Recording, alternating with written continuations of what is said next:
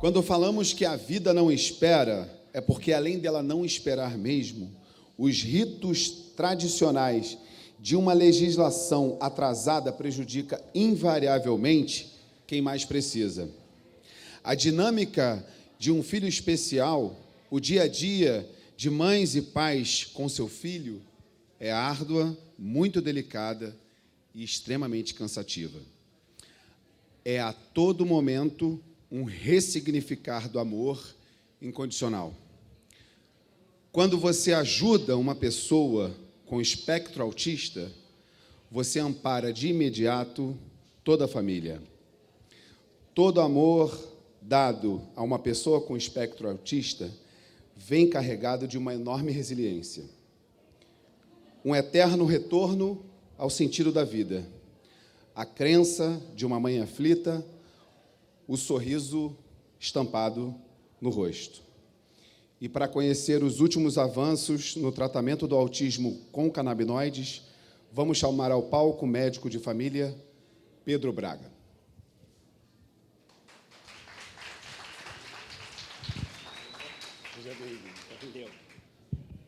E vamos chamar também o neurocientista Renato Malcher.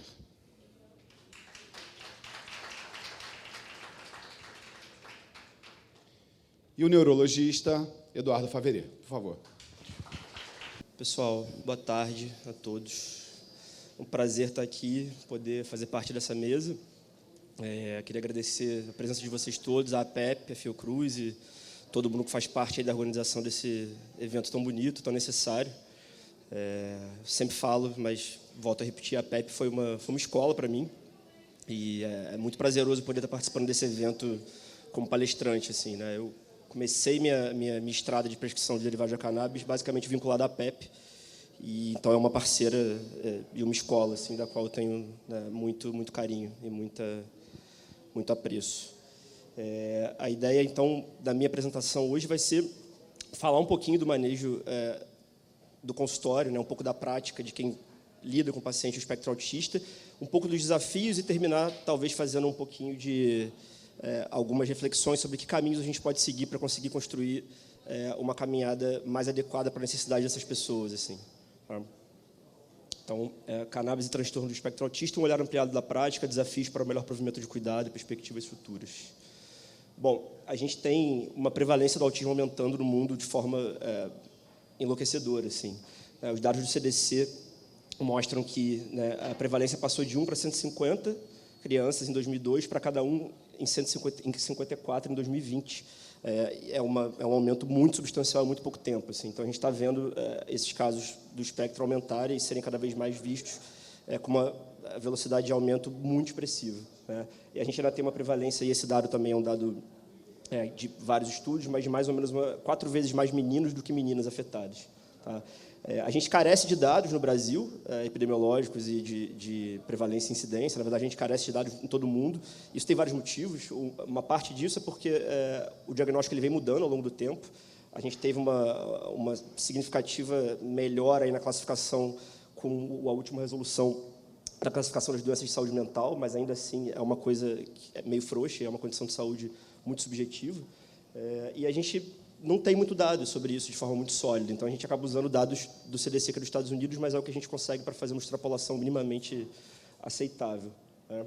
Então, a gente estima que esse aumento do diagnóstico ele esteja acontecendo, porque os critérios diagnósticos estão mais organizados, então está mais fácil sistematizar os sintomas e os agravos, né, dentro de cada quadro para pensar naquela etiologia.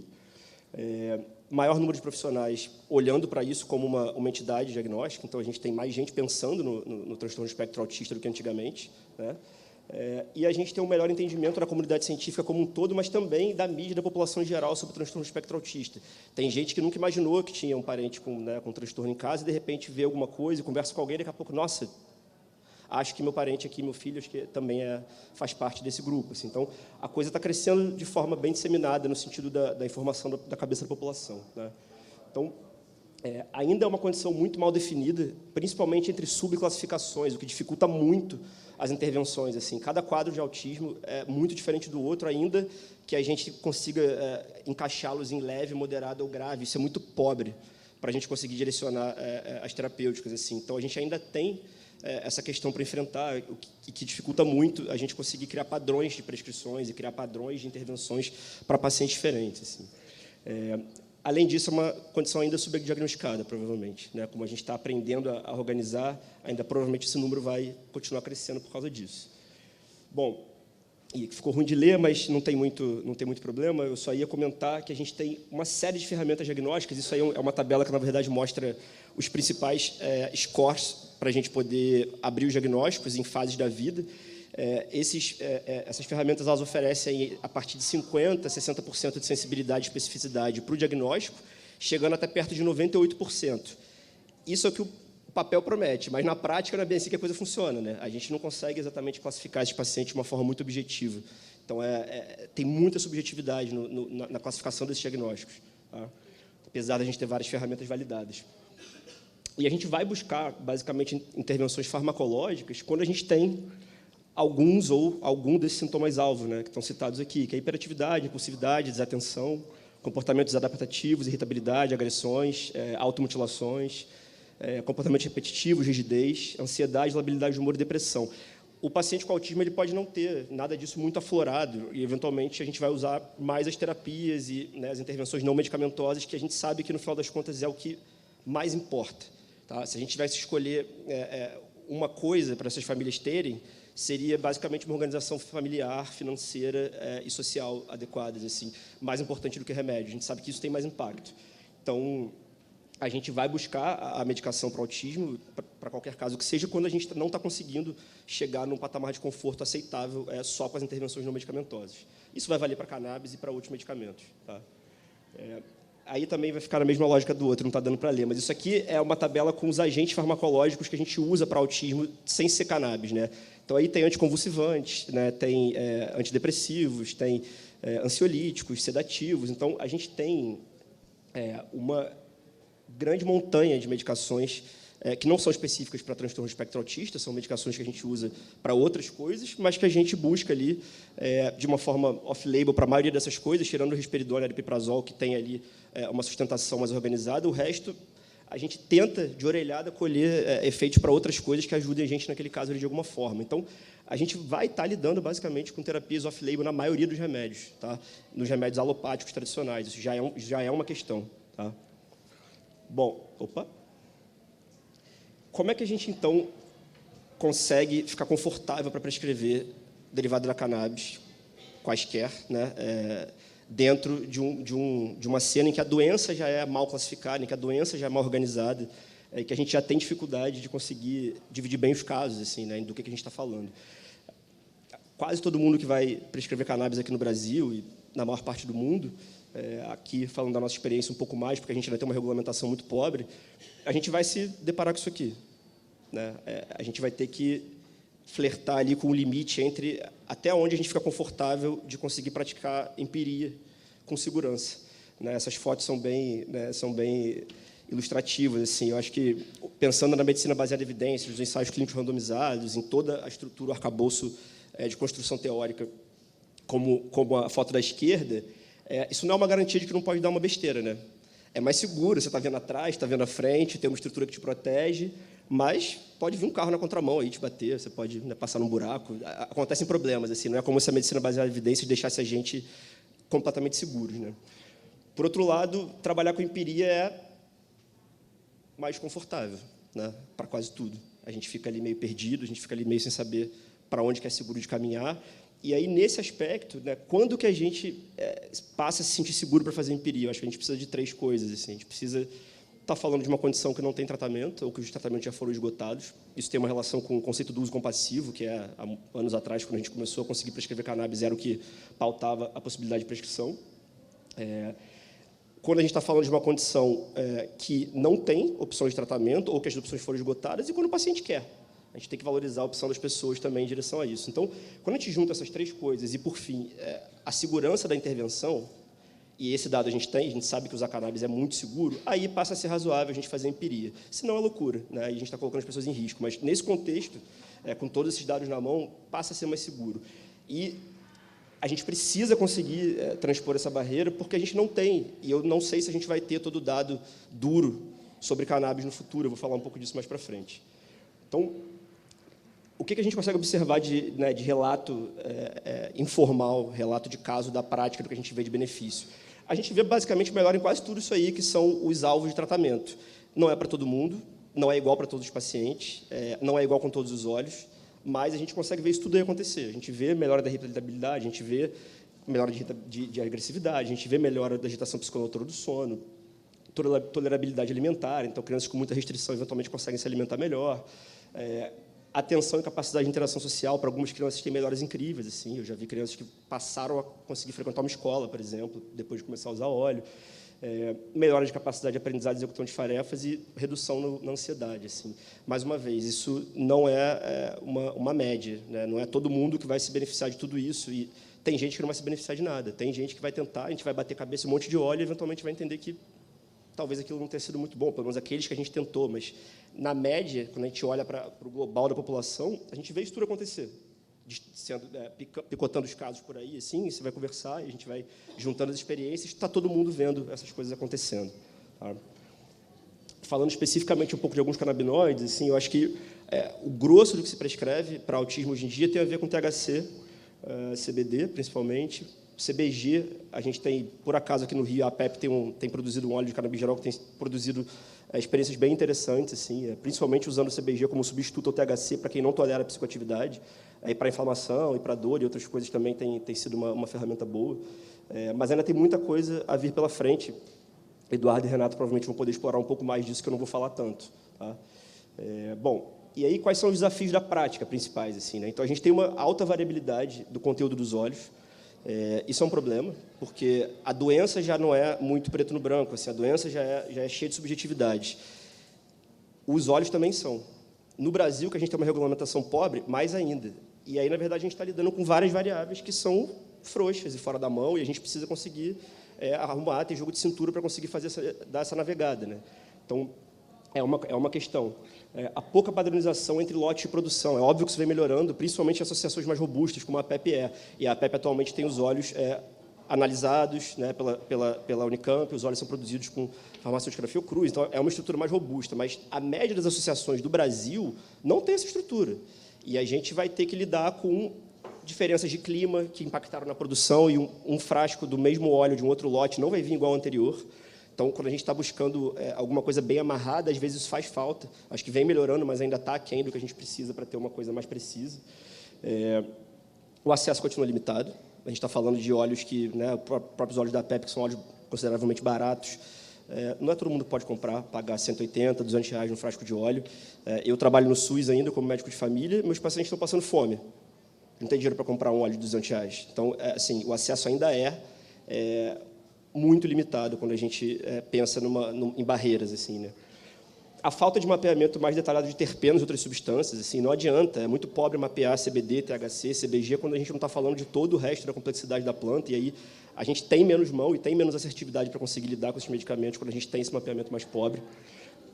Já falei, mas aí a classificação dos próprios casos clínicos, dos quadros clínicos, é difícil, e ela é torta, ela é subjetiva. Assim, muita variabilidade do contexto familiar e social das pessoas, então, assim, não adianta a gente querer colocar em caixinhas, né, diagnósticas e caixinhas padronizadas pessoas que vêm de realidades tão diferentes, assim, com possibilidades financeiras diferentes, com acesso a outras terapias de forma diferente, com estruturas familiares diferentes, famílias com mais grana, menos grana, famílias com mais suporte de outros parentes, famílias com menos suporte. Então, isso tudo é muito impactante para esses pacientes. Então, às vezes, a gente está aqui batendo cabeça falando de remédio, quando, na verdade, tem outras coisas que não tem nada a ver com medicação, que vão impactar muito mais no cuidado daquela pessoa. Assim.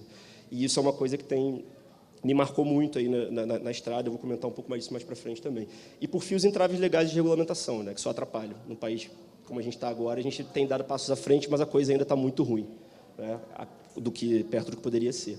Então, um desafio que eu acho que precisa ser discutido na atualidade é a dificuldade na produção de dados para a gente usar para pautar nossas prescrições e para pautar nossa prática. Assim. Então, a farmacologia do troço é muito complexa. Né? Então, a gente tem escassez de evidências com boa capacidade de extrapolação de dados, assim, porque são muitos medicamentos, eventualmente um medicamento que sai num trabalho que você leu. Não é esse óleo que eu tenho aqui para prescrever, eu não posso ficar lendo o trabalho do Canadá e extrapolando esse dado como se fosse a mesma coisa. A gente faz por aproximação, né, mas assim, não é uma extrapolação de dados razoável, rígida e perfeita, né? Pelo contrário. Os ensaios clínicos, que são aí o nosso padrão ouro de produção de dados científicos, eles obviamente têm que continuar a ser feitos, mas eles são caros, eles são demorados, tem várias limitações que eu também vou citar um pouco mais para frente, e enquanto esses ensaios estão rolando, as pessoas estão sofrendo. E o que a gente faz até lá? Assim? Vai ficar esperando sair ensaio clínico para todas as variações de óleos e de pacientes autistas dentro do espectro, que só cresce o espectro? Essa conta não fecha. Assim, a necessidade das pessoas não vai conseguir esperar a velocidade de produção de dados científicos nesse molde. Não é possível. Né? Então, os ensaios eles também têm um escopo estreito, né? E eles podem não ter validade de extrapolação de dados, coisa que eu já comentei, mas para reforçar. Então, toda vez que a gente está falando, né, de uma planta ou de uma substância com uma farmacologia tão complexa como a cannabis, todas as pequenas variações elas podem interferir nos resultados dos estudos. Então, tem muitos dos dados que são veiculados para a tomada de decisão que vêm de estudos que não levam isso em consideração. Então, é um dado frouxo com uma extrapolação ruim, né, para a prática. Então, a gente precisa deixar de tentar usar os ensaios para avaliar os canabinoides isoladamente, para tentar fazer uma coisa olhando de uma forma mais integral para essas substâncias. E aí, eu, pessoalmente, não sei se a gente vai conseguir, com essa caixinha cartesiana de produção de conhecimento, dar alicerce para a cannabis fazer o que ela pode fazer. Eu acredito que não. Acho que a gente tem que olhar mais para ela como um fitoterápico do que como uma medicação que a gente vai conseguir construir os dados como a gente construiu de outros medicamentos para outras áreas de saúde. Então, é óbvio que o placebo, por exemplo, é uma coisa dos trabalhos que é importante, e a gente tem um problema com placebo de THC para fazer estudo, porque THC dá barato, então as pessoas percebem que não é placebo, então isso atrapalha os estudos, por exemplo. Tem uma outra coisa em relação aos custos, né? A história recente da pesquisa com cannabis, da última década, dos últimos 15 anos, ela é uma história de financiamento da indústria privada. Ponto. Quem está financiando estudo e produção de dados científicos são as indústrias. Isso é um problema, porque tem muito conflito de interesse, existe um quê da indústria, que é basicamente uma irmã da perversão da indústria farmacêutica tradicional, não é diferente com a cannabis.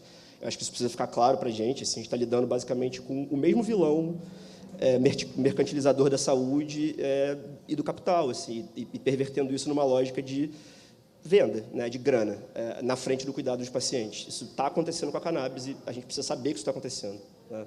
Também é um problema. Tá. Então, isso tudo que eu falei não é para deslegitimar os ensaios clínicos, mas é para problematizar que eles não são perfeitos e que a gente talvez não tenha tempo, as pessoas não têm tempo para ficar esperando o dado sair por aí. Tá? Então, o que a gente precisa falar mais? Assim, acho que esse faz sentido para mim falar um pouco sobre isso, porque é da onde eu venho da minha prática. Né? Como médico de família, eu acabo olhando muito para as famílias também, não só para os pacientes. Assim. E aí, falando especificamente do transtorno espectro autista, cara, a importância da rede de apoio dessas famílias para melhores desfechos é crucial. Assim. Não dá para não falar sobre isso. A quantidade de pacientes que têm, às vezes, tem dinheiro, tem acesso a vários profissionais, mas que falta coordenação do cuidado, em que os profissionais não se falam e que cada um faz um negócio, e o cuidado dessa pessoa está todo fragmentado, isso é muito comum. Um outro problema é a coordenação do cuidado familiar. Assim, é muito comum a gente se deparar com famílias em que o desgaste emocional, afetivo da família já chegou a tal ponto que a família não está mais conseguindo cuidar bem daquele filho, daquele parente. Assim. São casamentos que acabam, são pais desesperados, são pessoas que perdem o emprego, às vezes tendo grana para pagar uma pessoa de cuidador. Se é um paciente que é muito agressivo e tal, às vezes não consegue, ninguém fica, ninguém topa cuidar dessa pessoa. E as pessoas têm que sair do trabalho, e aí começa um drama financeiro. Então, assim, essa parte do desgaste estrutural familiar, ela é um ponto central assim, no tratamento de famílias com que tem um membro com transtorno espectro autista. E a gente, enquanto médico, a gente olha pouco para isso. A gente medica e tal, vê os sintomas ali, assado, mas assim, e a família por trás disso? Às vezes, com a família toda desestruturada e toda fragilizada, não vai dar certo o pacto ambulatorial de prescrições que a gente está fazendo. Às vezes, a gente precisa parar para olhar também um pouco mais para como está essa família nesse contexto todo. Isso é uma coisa que não dá para deixar passar. E aí, por fim, acho que o cuidado ao cuidador como um ponto-chave. Isso não vale só para pacientes com transtorno espectro autista. Isso vale para cuidadores de idosos com demência, isso vale para pacientes com parentes com cuidados paliativos em casa, com câncer. Mas toda vez que a gente tem um cuidador central, ou dois, que seja um casal, responsabilizados totalmente pelo cuidado de uma pessoa grave em casa, essa pessoa precisa ser incluída nesse cuidado. Não dá para a gente atender só as crianças, os adolescentes e ignorar os pais. Assim, essa conta não fecha. Então, isso é um negócio que precisa ficar redondo na cabeça, porque a gente está avançando muito na discussão do tratamento do autismo e está deixando essa parte meio para escanteio. E isso faz com que as coisas não... Sim, mais mulheres, com certeza. Com certeza. Então, bom, algumas perspectivas e necessidades e desafios futuros. Assim. A gente tem novas condições de saúde análogas ao transtorno do espectro autista surgindo, e são fatores confusionais ao diagnóstico. Então, assim, a gente está acolhendo uma surpresa, eu acho que negativa, isso vai dar mais as caras, do isolamento social dessas crianças na pandemia, que pararam de interagir com o mundo e ficaram restritas em tela e só nos pais em casa. O aumento de exposição de tela tem sido um negócio brutal para as crianças. Assim, a gente tem, para falar brevemente aqui de um caso que eu vi há muito pouco tempo atrás, eu atendi uma criança que chegou para mim como provavelmente um autismo, começando ali o diagnóstico abrindo, estranho, porque ela tinha um desenvolvimento muito normal e muito bom, assim, até os 3 anos de idade, depois apresentou um quadro totalmente regressivo, e ficaram em dúvida do diagnóstico. A mãe chegou para me procurar para tentar algum óleo de cannabis, a gente usou canabidiol, não ajudou muita coisa, depois a gente tentou o THC, era um quadro com muita irritabilidade, muita agressividade, deu uma aliviada, mas ficou muito estranho, assim, não parecia autismo, tinha outros traços, era uma criança que tinha um comportamento muito em cima do muro, assim, para fechar um diagnóstico. E aí eles buscaram um neuropediatra, um cara jovem aqui do Rio, até não lembro o nome dele agora, mas ele propôs na consulta que a criança estava, na verdade, adicta em tela, como uma condição reversível, e que a proposta dele de tratamento seria fazer um desmame da tela progressivo, como se fosse uma droga. Assim. A mãe voltou para falar comigo, eu falei, olha, mal não vai fazer, desmamar a tela, excesso de tela, vamos fazer. E a criança virou uma criança normal em 6 meses.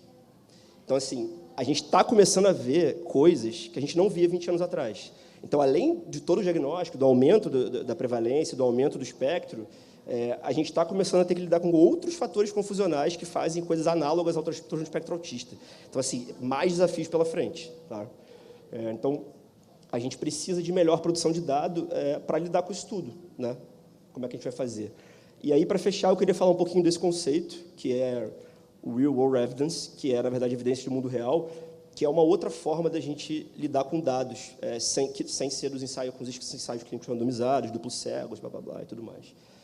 A gente, tratando-se de cannabis, que é a substância ilícita mais usada no mundo, a gente estima aí que tem umas 190 milhões de pessoas que fazem uso regular de cannabis no mundo, a gente tem muito dado empírico para aproveitar, não dá para jogar isso fora.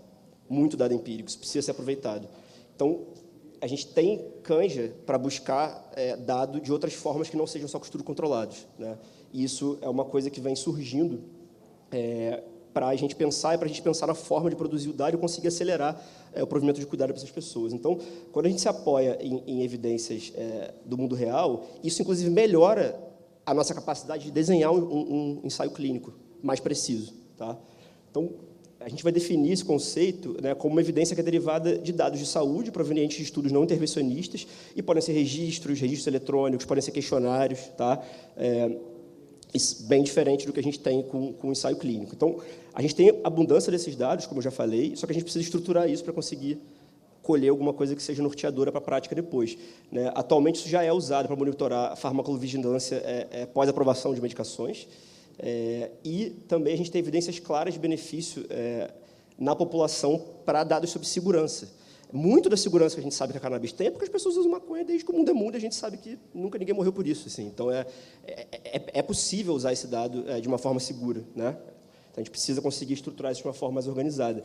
Né? E aí, a gente pode usar essas evidências para conseguir mexer um pouco nos processos regulatórios. Imagina se a gente for esperar ensaio clínico para isso balizar política. Isso não vai acontecer nunca. Né? A gente vai demorar muito para conseguir fazer isso. Então, a gente tem algumas iniciativas já dentro do mundo da prescrição de cannabis que já estão fazendo esse uso desse tipo de evidência. Né? É claro que a gente precisa saber as limitações desse tipo de estudo. Então, a gente tem algumas questões que a gente precisa cuidar. Então, quando a gente está falando de um estudo que ele é menos bem delimitado, menos bem desenhado, no sentido de que ele é mais amplo, mais frouxo, a gente também precisa levar em consideração as falhas disso, né? Esses estudos eles vão ser mais frouxos que os ensaios clínicos em alguns aspectos. E não tem problema, desde que a gente saiba, né? Então, a gente normalmente vai conseguir ver o paciente por mais tempo, por exemplo, uma coisa positiva, o ensaio clínico tem um tempo delimitado, ele acaba, depois a gente não vê aquilo. Então, para questões de longo prazo, de uso de muito tempo da substância, esses estudos são mais interessantes, por exemplo. A gente consegue fazer bem a farmacovigilância nesse sentido, a gente consegue colher bem dados dos pacientes, e a gente pode conseguir um pouco mais de clareza para definir melhor ali o que a gente vai entregar no ensaio clínico, né? Então, para reforçar, né, a gente melhora um pouco, né, as hipóteses que a gente tem, teóricas ali para os problemas e para as condições de saúde, para os tratamentos, a partir disso, porque a gente já consegue colher um dado da experiência empírica das pessoas que ajuda a gente a raciocinar um pouco para que direção o negócio vai, né? E a gente consegue aumentar o N do dado, né? Porque imagina, a gente consegue coletar dados de uma série de lugares do mundo ao mesmo tempo, a gente consegue coletar dados de vários lugares, de mais pessoas, então isso também ajuda um pouco a conseguir fazer uns Ns maiores. Isso é uma coisa positiva, tá? Bom, eu acabei me adiantando, falei algumas coisas que já estão aqui. Pronto. Eu acho que, assim, era isso, tá? Para finalizar essa parte, mas a gente precisa pensar, acho que o grosso da ideia que eu queria passar sobre isso, é que a gente precisa pensar numa outra forma de produzir o dado. Não dá, acho que a gente não tem tempo para esperar os ensaios clínicos todos saírem, assim. E todo mundo que prescreve lida com isso. Todo mundo que prescreve está ali entre a cruz e a espada, querendo saber se dá para prescrever, se é seguro prescrever, e a gente precisa ir tocando esse barco de alguma outra forma, né? Então, mais uma vez, não é desvalidar a forma como a gente vem construindo esse conhecimento científico, mas a gente precisa pensar fora da caixa. Eu acho que, pessoalmente, eu acho que a cannabis não cabe nessa caixa. Acho que é muito suficiente. Tá? Mas era isso que eu tinha para dividir com vocês. Tá? Bom, essa introdução foi perfeita, porque é exatamente um exemplo de um estudo do mundo real que nós vamos apresentar aqui. Eu queria dizer que, primeiro, existe toda uma base de conhecimento científico sobre o possível envolvimento do sistema endocannabinoide com a etiologia do autismo e da epilepsia. Existem estudos em modelos animais onde os animais têm comportamentos e características correlatas ao autismo humano. E tudo isso constrói uma base sobre a qual se justifica o teste do uso dos canabinoides para o tratamento do autismo, independente de um outro fator relevante que também reforça essa justificativa, que é o resultado que passou a se observar em casos onde havia a coincidência de epilepsia severa e sintomas do autismo, sendo que, nesse caso, é possível se questionar se os sintomas do autismo não seriam consequências do dano causado pela severidade da própria epilepsia.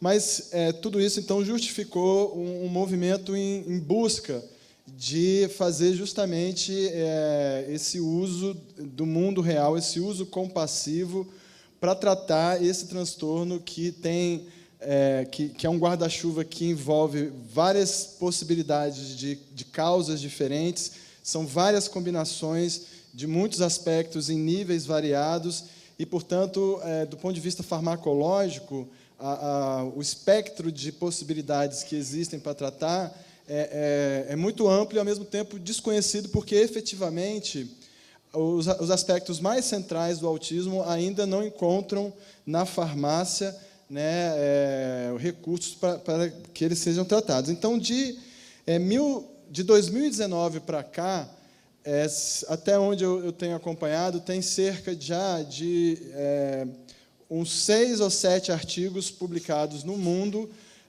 de estudos observacionais com o uso de extratos de cannabis para o tratamento dos sintomas do autismo. Desses 7 ou 6, 2 são daqui do Brasil.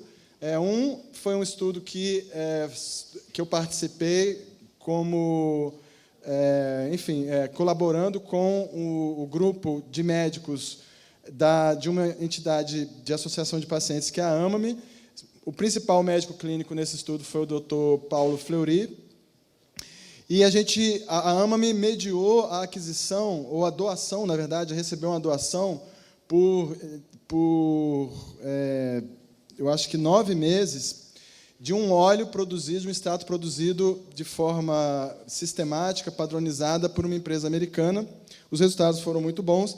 Acabou de sair um estudo excelente, produzido em colaboração com a Abrace e a Universidade Federal da Paraíba, um estudo mais rigoroso, um estudo duplo cego randomizado, mas bem restritivo em relação ao escopo, né, das características dos pacientes e ao escopo da idade. E aqui eu vou falar para vocês, eu vou trazer para vocês uma parte preliminar de resultados de uma colaboração que eu passei a fazer com um novo grupo de médicos e que também dependeu para existir de 2 coisas fundamentais nesse contexto atual, que é a possibilidade do uso compassivo e, acoplado a isso, o discernimento de médicos conscientes que encaram, né, o desafio com coragem desse trabalho pioneiro, de fazer essa prescrição compassiva, né, misericordiosa, e a existência dessas instituições civis, dessas associações, né, de pacientes de cannabis. Então, próximo, por favor. O título, então, ficou um título grande, mas, basicamente, o que eu estou dizendo nesse título é que nós estamos fazendo um estudo, analisando, por meio de questionários, a impressão que os pais tiveram do efeito do uso de extratos, que são extratos que, no caso desses pais, eles só conseguiram ter condição de comprar pelo preço de associações de pacientes. Eu que passo, né? Então a gente considera uma colaboração entre a Universidade de Brasília, da qual eu faço parte, a Clínica Neurovince, da qual a pessoa que está, a médica que junto comigo está coordenando esse estudo, que é a Patrícia Montagnier. Além disso, tem um outro médico, que é o Bruno Zappa, que também é da Neurovince, e tem um outro médico que já trabalhou conosco, que é o Leandro Ramírez, que é diretor médico-científico da AMAME. Então, nós temos aí uma amostra retroativa de pacientes que já estão em tratamento já há algum tempo, e nós, então, resolvemos fazer um questionário. Nós usamos o questionário do Google, né, para analisar uma gama bem ampla de categorias. Essas categorias, a gente chama de categoria porque inclui coisas que, obviamente, são sintomas, mas a gente também incluiu, por exemplo, a frequência de estados positivos de humor e a qualidade de vida percebida, mudança de qualidade de vida percebida tanto no paciente quanto na família. E, dentre essas categorias, 2 a gente desmembrou em perguntas mais detalhadas, justamente porque a gente identifica nessa sopa, né, complexa que a gente acabou de ouvir nessa introdução importante, de vários sintomas diferentes, vários quadros diferentes, a gente identificou e identifica cada vez maior a importância de se analisar cada detalhe que for possível sobre o quadro desses pacientes. Então, nós temos... eu passei, acho que sem querer aqui, desculpa. Não precisa passar, não, está de boa aqui. Então, os quadros principais que a gente, então, questionou foi hiperatividade e déficit de atenção, comportamentos anormais, que é um que a gente pormenorizou em várias perguntas específicas, tristeza, melancolia e mau humor, que tem a ver com sintomas de depressão, desenvolvimento e coordenação motora, ou seja, motricidade, né? Dependência funcional para atividades diárias, como se vestir, se alimentar, se limpar, né? Higiene, comunicação e interações pessoais, que fazem parte do core, né? Dos principais sintomas que distinguem, né? Os transtornos do espectro do autismo de outras condições. E essa é uma outra categoria que a gente também pormenorizou, fez perguntas específicas, fez uma pergunta geral e perguntas específicas para essa categoria da interação e comunicação e para a categoria de comportamentos anormais, desempenho intelectual e cognitivo, problemas de sono, crises epiléticas, seletividade e restrição alimentar, como eu falei, a gente também testou aspectos que não são propriamente sintomas, que é a frequência de momentos de bom humor, a qualidade de vida do paciente, mudança na qualidade de vida do paciente e da família, não está incluído aí, mas a gente também perguntou, está lá embaixo, da família, e efeitos colaterais e mudança de medicamentos. Eu queria adiantar uma coisa importante, que é esse tipo de estudo, ele é muito importante justamente nessa situação em que a gente está, como foi falado anteriormente, para você decidir que você vai fazer um estudo duplo cego randomizado controlado, a primeira coisa que você precisa é saber, primeiro, qual é exatamente o público-alvo que você vai ter que restringir esse público, e a outra coisa é, no campo do uso dos canabinoides, quais canabinoides ou quais extratos usar. Então, se você não sabe ainda, não tem essas respostas, a gente tem que seguir, né, no empirismo e testando e adquirir o máximo de informação a partir dessas circunstâncias. Eu tenho dito, eu estou envolvido nessa questão do uso da cannabis para o autismo já há algum tempo, tanto com interesse científico como pessoal, porque eu tenho um filho autista severo, e uma preocupação que eu tenho, tanto quanto cientista como pai, é que nessa disponibilização da possibilidade de usarmos extratos produzidos com meios de produção de baixa tecnologia, ou seja, sem um controle rigoroso de concentrações, sem um controle rigoroso de estabilidade, quer dizer, você mede a concentração agora, será que daqui a um mês é a mesma coisa? Os extratos de cannabis são muito sujeitos a esse tipo de variação. Então, eu sempre fui muito, muito cauteloso, no sentido de, por um lado, defender o direito das pessoas de terem uma relação plenamente livre e natural com uma planta medicinal. Eu não acredito que tenha qualquer sentido ético, legal, moral, em que uma pessoa que tenha um diploma de cientista ou de médico se sinta no direito de dizer para alguém a relação que ela tem que ter com a natureza. Então, é esse o nível de situação que a gente está tratando aqui. É uma planta medicinal, certo? Por outro lado, uma preocupação importante em relação ao autismo especificamente, que eu quero destacar, é que a gente sabe que algumas plantas, algumas variações de extrato, quando tem uma concentração de THC, uma proporção alta de THC para CBD, pode ter um efeito de, além de euforia, a euforia passar para um estado psicotomimético, ou seja, passar a gerar sensações de ansiedade, de psicose. E se você está tratando uma criança, um paciente autista, sobretudo se ele é não verbal, e ele não tem nenhum entendimento do que está acontecendo, então você tem que ser muito cuidadoso para não expor essa criança a essa situação. Quem aqui, por acaso, já passou pela situação de noia, de ficar noiado de fumar maconha, sabe que não é uma coisa, não é brincadeira, é uma coisa que, para uma criança... Então, eu sempre fui um defensor, do uso dos extratos das associações, do autocultivo, sempre com esse cuidado por trás, mas sempre tendo em mente também que esse não é um problema intransponível. Na medida em que a gente pode trabalhar com uma perspectiva de estabelecer a dose, não a partir do conhecimento das concentrações, mas a partir da titulação, se isso for feito de uma maneira criteriosa, com um acompanhamento médico, e aí, então, pode ser que o resultado seja bom. Então, nós estamos aqui, vou mostrar para vocês agora, não é nem um resultado que está saindo do forno, é uma espiada ainda no forno, ainda está lá no forno. A gente fez um questionário super detalhado, e uma consequência disso é que as pessoas não estão querendo responder ele. Então, a gente mandou para umas 60 pessoas e está pelejando. Aí eu vi aqui o Leandro, eu usei uma palavra que os mineiros gostam muito, que é pelejar, não é verdade?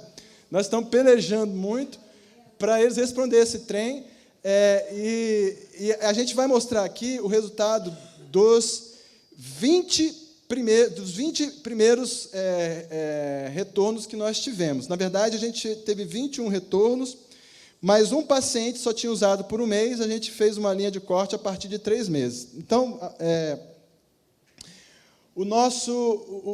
a gente usou o Google, então isso aqui é o exemplo. Cada pergunta que a gente fez de cada categoria, a gente colocou qual era o objetivo da pergunta que a gente queria que os pais, o pai ou a mãe, respondesse. E aí, no objetivo, está embutido aí uma explicação de qual é o sintoma que a gente quer que a pessoa avalie. Para a gente ter certeza que a pessoa está falando do que a gente quer, a gente também botou ali uma pergunta para a pessoa descrever com as próprias palavras o que é que ela percebeu de mudança com o tratamento naquele sintoma.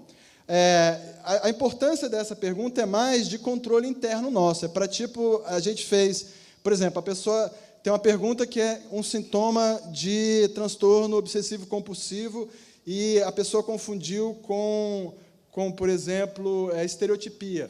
Aí, se isso acontecesse, a gente entraria em contato com o paciente, explicaria e perguntaria se o paciente queria ou não reconsiderar, né, a resposta dele. Isso aconteceu em poucos casos, mas é uma medida de segurança. E aí o tipo de pergunta que a gente foi essa pergunta dessa forma. A primeira questão era o paciente, para a pessoa marcar uma dessas opções. A primeira opção é para, na verdade, a gente saber se o paciente tem ou não aquele sintoma. Então, se a pessoa diz que o paciente nunca teve o sintoma, então ele não é computado para essa categoria específica. E as perguntas são: houve piora expressiva desses sintomas antes e com o tratamento com o extrato de cannabis? Houve piora moderada? Não houve mudança? Houve melhora moderada? Ou houve melhora expressiva? E aí nós atribuímos valores numéricos, né, da seguinte maneira: piora expressiva, -2, piora moderada, -1, 0, 1 e 2, para a gente poder mostrar isso de forma estatística, né? Então, aqui nós temos a nossa amostra. Como eu disse, a gente mandou para mais de 60 pessoas, nós recebemos, né, sobretudo para pessoas que estavam usando um óleo artesanal produzido para... Eu esqueci de comentar isso. Deixa eu voltar aqui. O óleo produzido pela associação produzido e fornecido o mesmo óleo por essas duas associações, a Associação Maria Flor e a Ama-me. Então, nós recebemos 20 questionários, na verdade 21, um saiu fora porque só tinha um mês de tratamento, a grande maioria é do sexo masculino, 18 para 2, conforme declaração dos próprios cuidadores, porque não foram os médicos que estão na nossa equipe que fizeram o diagnóstico, então nós perguntamos aos cuidadores qual era o nível, né, e a gente tem infelizmente, a gente tem uma representação pequena do quadro severo, tem 12 moderado e 5 de quadro leve de autismo, e em relação à idade é bastante variado, a faixa foi de 0 a 38 anos, a média de 10,5 anos, o tempo de uso foi bastante variado também, a média foi de 8,8 meses, sendo que a faixa foi de 3 a 23 meses, mas 75% dos pacientes usaram por mais de 6 meses. Uma coisa que eu lembrei de comentar no início, mas logo em seguida esqueci, é que esse tipo de estudo ele é muito sujeito a uma influência de uma coisa que em inglês tem um termo mais preciso, que é o wishful thinking, que é um pensamento desejoso. É uma espécie de efeito placebo terceirizado nos pais. Ou seja, quando você fala que alguma coisa pode funcionar, o desejo do pai de querer que aquilo funcione faz ele ter um olhar diferente para a realidade e focar muito mais nas coisas positivas do que nas outras negativas e abraçar aquela esperança, e isso tem um impacto no resultado. Então, a gente tem, de certa forma, embutido aqui 2 subcontroles desse problema. Um controle é o próprio tempo de uso, porque essa lua de mel, digamos assim, ilusória, ela não pode durar por muito tempo. E o autismo não é uma coisa assim sutil, né? O autismo é uma coisa que sobretudo nos quadros mais severos, é muito contundente. Não dá para você ficar, digamos assim, entre aspas, desculpe o termo, se enganando por muito tempo. Uma outra coisa que é um pouco mais objetiva do que isso é a mudança no padrão de medicamentos que eram usados anteriormente. Ou seja, se há sintomas importantes que passaram a ser tratados com determinados medicamentos, e a partir do uso do extrato de cannabis, esses medicamentos foram sendo retirados ou diminuídos, e as pessoas sustentaram essa modificação, isso é um indicativo mais palpável de que, de fato, o efeito foi real. Então, por causa disso, nós também temos perguntas sobre a mudança, né, no padrão de uso de medicamentos. Essas doses aqui são doses, agora vem um comentário importante, são estimativas que foram feitas a partir de algumas de dosagens que foram feitas de forma profissional em laboratórios independentes, porém, são dosagens de amostras eventuais. Algumas amostras foram, dessa produção, dessas entidades, foram testadas, e, a partir dessa amostra, foi feita a estimativa da dose. Mas, na prática, a dosagem foi estabelecida por titulação. Então, todos começaram com uma pequena quantidade de gotas, 3 gotas, foi testando o efeito, e aí foi aumentando, foi ajustando ao longo do tempo. Então, é importante deixar claro que esse produto é um produto que equivale a um tratamento fitoterápico, porque, na prática, mesmo havendo esse cuidado de ter um teste de qualidade, de saber que é um produto que não tem agrotóxico, que não tem contaminação de metal pesado, nada disso, tendo um mínimo de monitoramento, né, ainda que em algumas amostras do seu conteúdo, não é algo que garante que os pais estão recebendo sempre a mesma composição, porque não tem controle de lote, nada disso. Então, a rigor, é o uso de um fitoterápico, certo? Então, por isso, a gente vai chamar isso de um produto fitoterápico de baixa qualidade ou um extrato integral não farmacêutico de cannabis. Então, a gente vai ver agora os resultados conforme respondido pelos pais. Baixa tecnologia. Baixa tecnologia entre aspas, porque ninguém tem tecnologia mais foda que a natureza, não é verdade?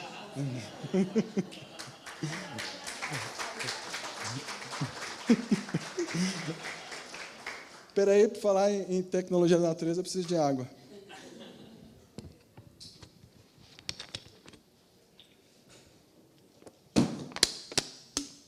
Gente, então, isso aqui, então, são aqueles valores que a gente atribuiu.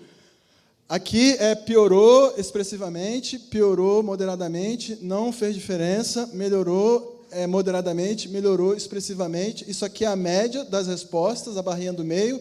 Isso aqui a gente chama de intervalo de confiança de 95%. Isso aqui quer dizer o quê?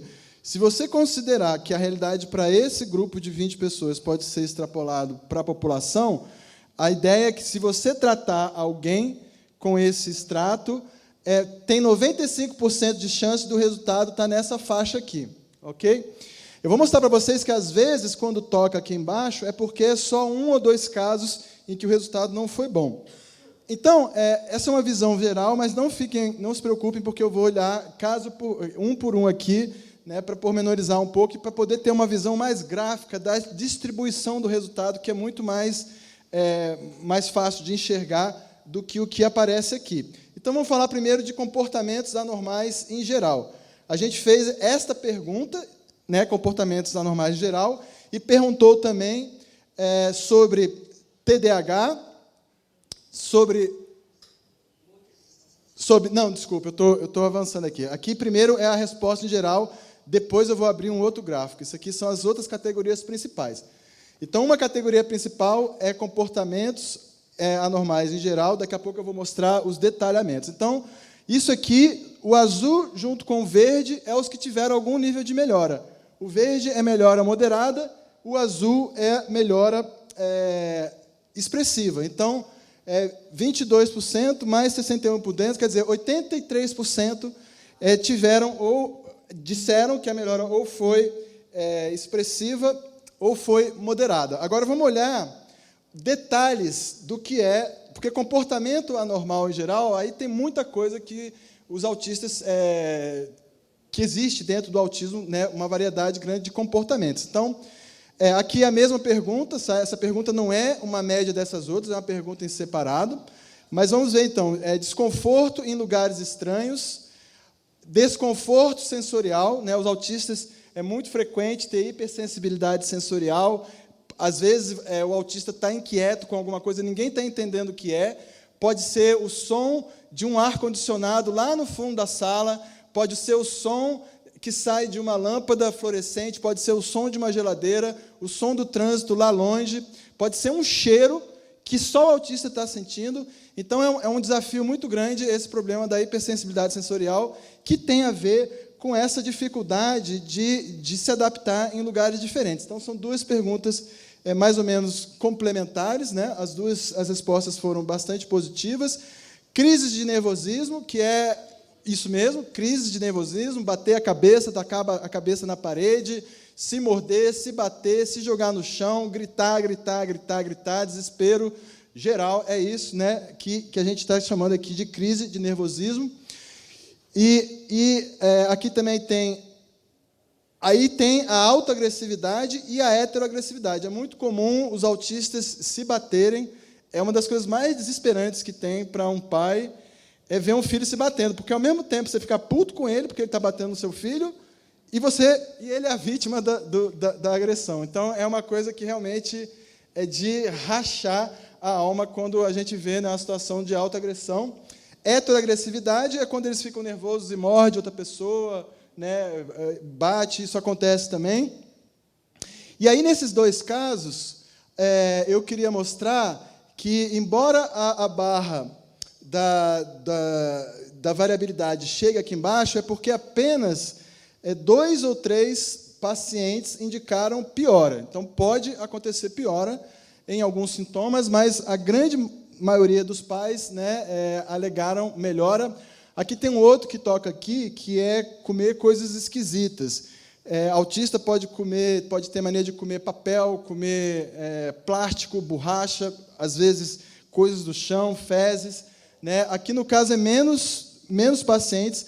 Aliás, deixa eu explicar. Esse número aqui são os pacientes que disseram, os pais que disseram que os filhos têm os sintomas. Então, essas médias, esses cálculos estatísticos, é para esses números aqui. Então, aqui apenas um paciente piorou, mas como é em 7, deu esse impacto aqui. Mas, de uma maneira geral, a gente pode ver também aqui estereotipias que em si não são problemáticos, é uma espécie de vazamento de um estado emocional para os circuitos que controlam a motricidade. Às vezes, é até uma forma de alívio da tensão, mas não deixa de ser um sintoma que reflete o estado de funcionamento do sistema nervoso. Então, a gente também vê uma redução na estereotipia, manias e comportamentos obsessivos. Isso aqui seriam sintomas de TOC, transtorno obsessivo-compulsivo, é muito comum entre autistas também. Também a melhora. Gritos e sons sem função. Eu passei 20 meses isolado por uma questão familiar de vulnerabilidade, né, do caso da mãe. Eu passei 20 meses isolado com um adolescente autista severo, e nessa época ele começou a dar uns gritos que era uma coisa meio tenebrosa, assim, do nada à noite, e não era nada, assim, entendeu? Mas, sei lá, enfim. Então, está aqui como comportamentos anormais. Comer coisas estranhas, já falei, e excesso de apetite pode acontecer também. Não é necessariamente também uma coisa tão grave, mas aí a gente vê, então, que há, dentro dessa categoria, que é uma categoria muito fundamental para a qualificação dos transtornos do espectro autismo, em geral, os resultados foram muito bons. A outra categoria é o transtorno do déficit de atenção e hiperatividade, também houve melhora. Motricidade, né? Lembrando, então, o verde é melhora moderada, o azul é melhora acentuada, o vermelho é piora acentuada, o amarelo não fez diferença, o laranja, que não está aqui, é piora moderada. Então, o que mais? Comunicação e interação de uma forma geral. Então, veja, esse é um também dos sintomas fundamentais do autismo. Então, a gente vê aí uma percepção de melhora em 80% dos pacientes. E aí vamos olhar com mais detalhes sobre essa categoria também. Então, nós temos aqui melhora em contato visual, melhora percebida em contato visual, melhora percebida em responder ao próprio nome, melhora percebida em prestar atenção quando lhe dirigem a palavra, uso comunicativo de sons ou palavras isoladas. Às vezes é um paciente que é não verbal, mas que às vezes usa uma palavra, tem um vocabulário muito restritivo, e essa palavra ela pode ser usada de uma forma aleatória, a gente chama de ecolalia, ou ela pode ter, de fato, uma função comunicativa. Então, o que a gente está perguntando é: aumentou o uso com função comunicativa de sons ou palavras, mesmo que o som não seja articulado, se ele tem uma função comunicativa, tipo ele está lá no banheiro e dá um grito para você ir lá limpar ele, ou, entendeu? Esse tipo de coisa, então, é que a gente está avaliando aqui, que também, né, houve melhora. Uso da escrita, né, eventualmente, alguns autistas, mesmo severos, podem aprender a escrever, ou intermediários e severos podem aprender a escrever. Uso de formas alternativas de comunicação, gesto, esses aplicativos, cartinhas, packs, cartões com imagens, esse tipo de coisa. E aqui, sim, o uso fluente de comunicação verbal. Vamos entender isso aqui. Esses 16 aqui são pais que entendem que os filhos não têm uso fluente de comunicação verbal. Isso aqui na verdade, seria déficit de uso fluente de comunicação verbal. Então, neste caso, quer dizer, a gente tem 4 ou 5 autistas, 5 autistas que são considerados leves, ou seja, se comunicam bem, então só temos 16 aqui, e dentre esses 16 também foi percebido alguma melhora, né, no uso da comunicação mais estruturada, ou seja, frases, né, pelo menos mais de uma ou duas palavras, né, melhorou também pela percepção dos pais. Desempenho intelectual, né, desempenho intelectual, pela percepção dos pais, tem a ver com desempenho em atividades de escola, em aprendizado, em incorporação de conhecimento novo, aprendendo novos vocabulários, aprendendo novas coisas, esse tipo de avaliação que a gente tem aqui, que também aparenta melhora.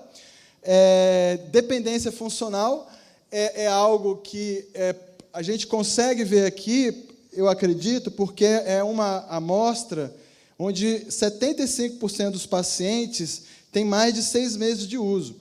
Mas com menos de 6 meses de uso, é mais difícil você ver mudança em termos de independência comportamental, porque existe aí uma estruturação comportamental que depende não só de uma nova regulação de sinapses, mas uma nova regulação de estrutura sináptica e uma nova regulação do próprio viver que aquele paciente aprendeu durante toda a vida e a sua família também.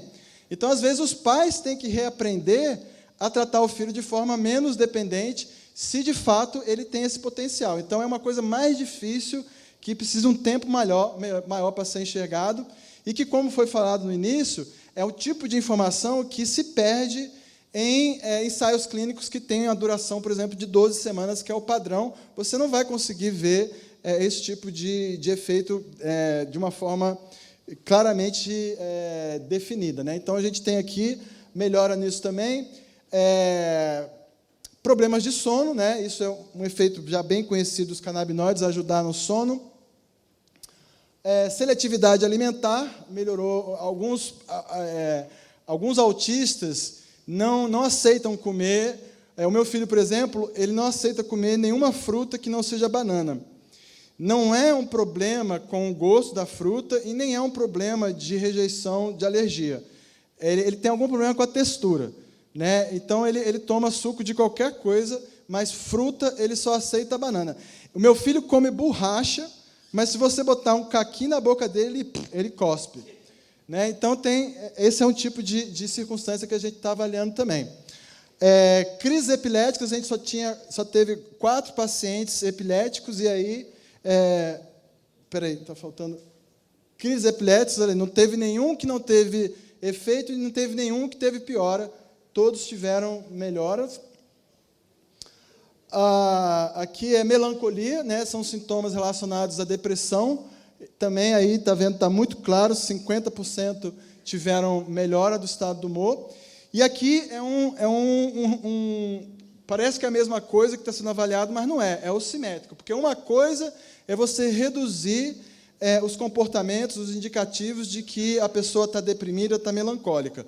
Ela pode voltar para um estado neutro e ficar nele. A outra coisa é, será que aumentou os episódios de felicidade, de demonstração, né, de alegria?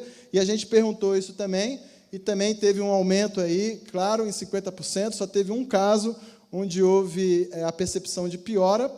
E aqui nós medimos a qualidade, perguntamos sobre a qualidade de vida do paciente e a qualidade de vida da família. E aí aqui o impacto é monstruoso, né? A gente tem aqui percepção de 85% dos pais acreditam que houve melhora na qualidade de vida do filho e 95% dos pais acreditam que houve melhora na qualidade de vida da família. Isso aqui é o que eu falei para vocês sobre o controle de alterações no uso de medicamentos. Então, vamos focar primeiro nessas cores aqui. O que está aqui são os medicamentos que eles usavam. Vocês veem aqui, tem, olha, paciente que usou 1, 2, 3, 4, 5, 6 medicamentos diferentes. Possivelmente, eu não tenho certeza aqui, pode ser um dos que seja epilético, mas, enfim, todos, né, quase todos, né, tem alguns que não usam. E aqui o que está em verde são aqueles que ou diminuíram ou teve uma retirada completa. A gente estava fazendo uma versão já pensando na publicação em inglês, então esse aqui ainda ficou em inglês. Mas, olha, os que tiveram retirada completa, esse aqui, esse aqui, esse aqui, esse aqui, esse aqui e esse aqui, os outros todos verdes tiveram uma redução na dose dos remédios que usavam, só 2 tiveram aumento do remédio durante o percurso do tratamento. A gente não tem como ter certeza absoluta, nem uma coisa nem outra é causada pelo uso dos canabinoides. Mas, como eu disse para vocês, a gente tende a olhar para isso como sendo uma espécie de fiador mais objetivo de que a percepção dos pais tem um grau um bom alicerce na realidade, porque uma coisa é você ter o wishful thinking, outra coisa é você passar mais de 6 meses fazendo um tratamento que possibilitou você mudar, tirar outros remédios, e aí você permaneceu, sustentou essa mudança, então isso já é uma coisa que não é mais tão subjetiva. Que mais? Efeitos colaterais. Os efeitos colaterais, em geral, são leves, a gente sabe porque nenhum deles alegou que teve que interromper o tratamento por causa de algum efeito colateral. Os efeitos colaterais variam, pode ser agitação, fadiga, sonolência, olhos vermelhos,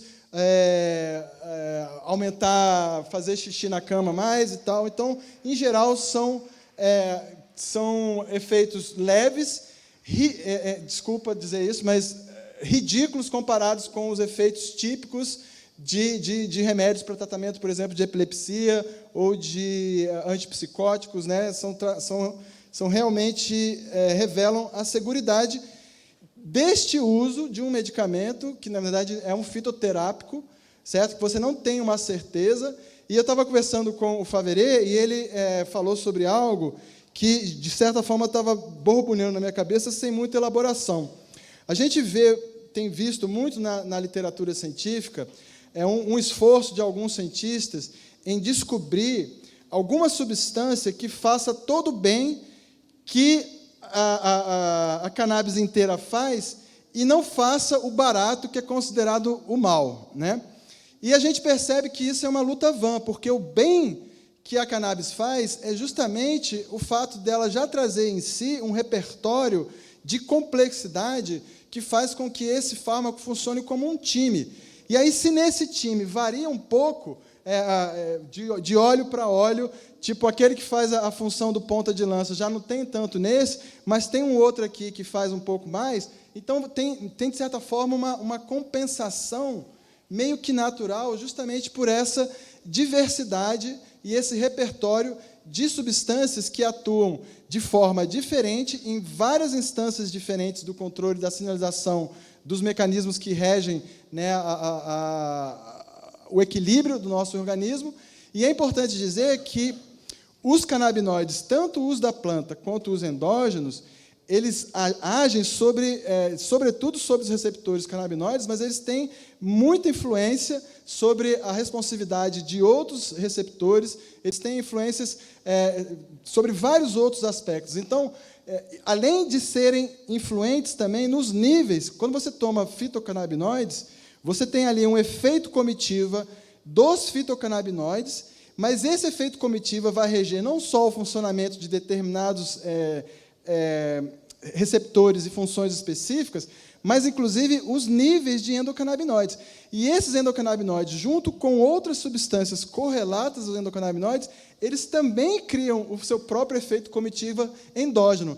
Então, é uma coisa que você pensa assim, se a gente quisesse elaborar isso para dar certo, não ia dar certo.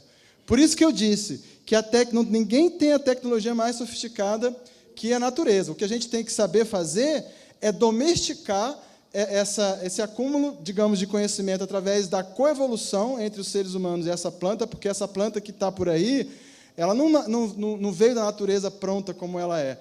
Por acaso houve um encontro em algum momento lá atrás, né, alguém fez lá uma queimada para coletar raízes, coletar frutos, coletar brotos cozidos pelo fogo, coletar um churrasco lá dos bichos que morreram, né, nessa queima. Era um método de buscar comida dos nossos ancestrais. E, numa situação dessa, alguém cruzou lá com uma planta de cannabis, viu lá aquelas sementezinhas chamuscadas, o fogo liberou os princípios ativos, a pessoa provou aquilo, teve uma experiência única, uma experiência mística, né, provavelmente comeu a beça, né, ali no churrascão que ela mesma produziu, e, a partir daí, essas substâncias entraram no repertório de coisas da natureza que nós passamos a domesticar. O Siddhartha comentou ontem tudo que tem de mais primitivo de registro de agricultura tem cannabis lá. A cannabis que existe hoje em dia, as variações de cannabis que existem hoje em dia são frutos dessa coevolução. Então, é uma busca vã você querer um canabinoide que não tenha o barato. O que importa é você saber trabalhar com essa diversidade, estudá-la e dominá-la. Então, o que a gente está vendo aqui é o sucesso da interferência, ou seja, do uso, embora seja um uso fitoterapêutico para um grupo que potencialmente tem um risco de ter efeitos colaterais muito danosos, havendo o uso criterioso, havendo uma metodologia de titulação de efeito cuidadoso e acompanhamento do paciente, a gente percebe que os efeitos são muito bons. É bom fazer uma ressalva aqui, que, como eu falei, existe um fator importante nessa pesquisa, que é o interesse da pessoa em responder, a empolgação com que ela responde, a disposição de ter o tempo de responder um questionário que é longo.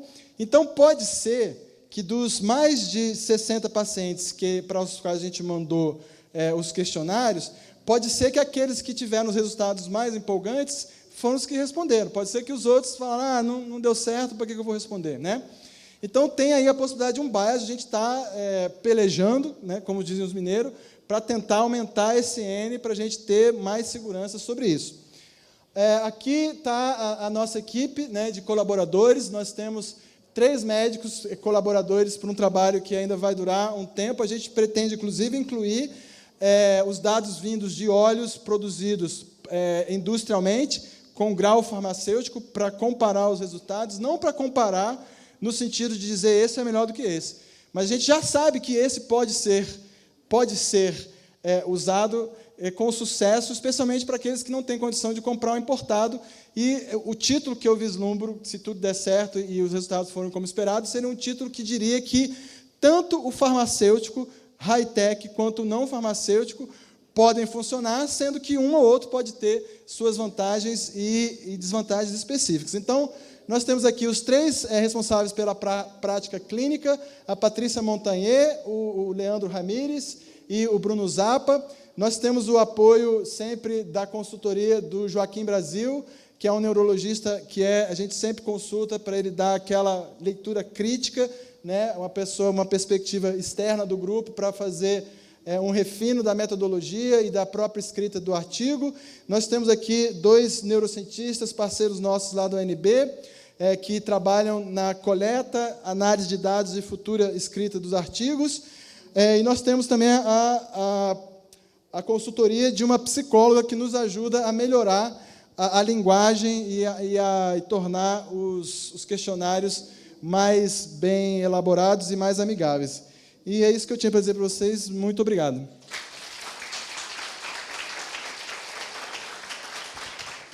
Boa tarde a todos. Agradecer aqui o convite da APEP e da Fiocruz. Parabenizar por mais esse evento fantástico que reúne tanta diversidade, né, de pessoas, que é uma característica também da cannabis, né, que atua em tantas questões que vão do cultivo, à questão prisional, né, a questão da repressão, do proibicionismo, a questão da saúde. A minha função aqui agora vai ser mais assim tentar pontuar algumas questões que eu acho fundamentais na estratégia para a gente manusear essas crianças e buscar mais marcadores biológicos, né, mais sinais que nos permitam individualizar a terapia. A gente sabe que a realidade principal é a realidade que as pessoas não têm dinheiro para ter acesso à cannabis, né? Essa é a principal realidade do nosso país, que não tem nem dinheiro para comida nesse momento. Então, assim, parece assim um pouco estranho fazer testes farmacogenéticos, estudar um metaboloma, estudar a dosagem desses endocannabinoides no sangue, estudar marcadores inflamatórios, estudar fatores neurotróficos, né, e estudar as manifestações clínicas, como é que elas vão responder a diferentes tipos de preparados, né? Então, a gente tem dentro de nós uma matriz endocannabinoide, né, um sistema homeostático que regula a inflamação, que regula diversos comportamentos, né, a adesão social, né, em relação à ocitocina, à dopamina, serotonina, acetilcolina, regula o metabolismo dos carboidratos, metabolismo lipídico, regula uma recuperação do estresse, né? Se a gente passa por um estresse físico e emocional, a gente vai precisar do nosso sistema endocannabinoide para nos trazer de volta para uma situação de equilíbrio. Bom, então, esse é um ponto fundamental, né? Eu acho que, nas crianças que têm transtorno do espectro autista, nada explica melhor, né, essa pleiade, essa miríade de manifestações do que uma disfunção nesse sistema homeostático endocannabinoide. A cannabis, quer dizer, o sistema endocannabinoide, ele, inclusive, regula toda a nossa parte sensorial, que é uma das questões que traz muito desconforto, às vezes dificuldade de interação social das crianças. É exatamente chegar num lugar aqui, com muita gente, pessoas falando, e aquele barulho incomodando profundamente, bota a mão no ouvido, não consegue. Imagina uma criança ficar dentro de um local com outras crianças, dentro de uma sala de aula, aquela berraria de criança, a criança não consegue ficar ali. Não, aquilo tudo incomoda ela, né? A questão sensorial do ponto de vista alimentar, né, de ter uma seletividade alimentar, porque certas coisas lhes são muito incomodativas, além de todos os outros desconfortos aí que a gente sequer consegue se aprofundar, né? Mas, então, desde essa questão da interação social, da questão da hiperatividade, da atenção, da heteroautoagressividade, né, dessa baixo limiar à frustração, né, na hora que você diz o não pode fazer tal coisa, e aí a criança se descontrola, se autoagride, ou agride principalmente mãe, principalmente pai, né? mas pode também agredir outras crianças, né? Então, todas essas questões têm a ver com o nosso sistema endocannabinoide, que vai nos trazer de volta. Se você não tem um sistema endocannabinoide capaz de nos dar o prazer, por exemplo, que o THC dá, né? O THC, quando você está usando o THC, vamos dizer, na forma inalada, você está percebendo exatamente o quê? Que ele vem ali te dar uma relaxada, te dá uma sensação de prazer, de recompensa. O THC, ele é um ativador tanto do receptor canabinoide tipo 1, quanto do receptor canabinoide tipo 2. Tipo 1, principalmente modulando as questões comportamentais, mas também modulando produção de energia nas mitocôndrias. E o tipo 2, modulando essa parte inflamatória. Bom, então, uma das coisas importantes de pontuar é que existem diversas causas, né?